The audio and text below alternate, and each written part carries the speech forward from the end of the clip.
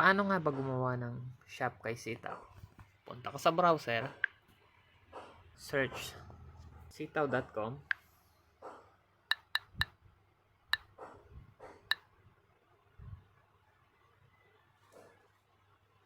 browse, click yung X, browse sa pinakababa, makikita mo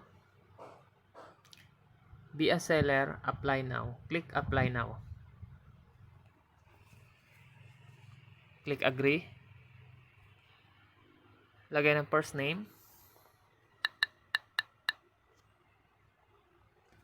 Lagay ang password. Confirm password. Gawa ng shop name. J Shop. Lagay ang referral code. J Bella.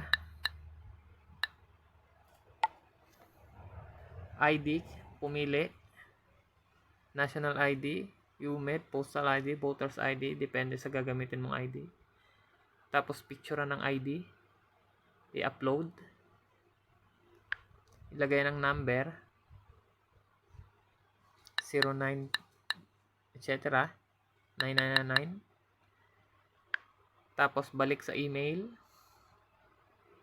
Ilagay ang email, kung ano yung email na gamit mo. Tapos click ang verify sa email. Hanapin na ang email ng Sitaw. Copy ang verification code. Kung ano man yung verification code sa inyo, ilagay sa code. Halimbawa, 665783.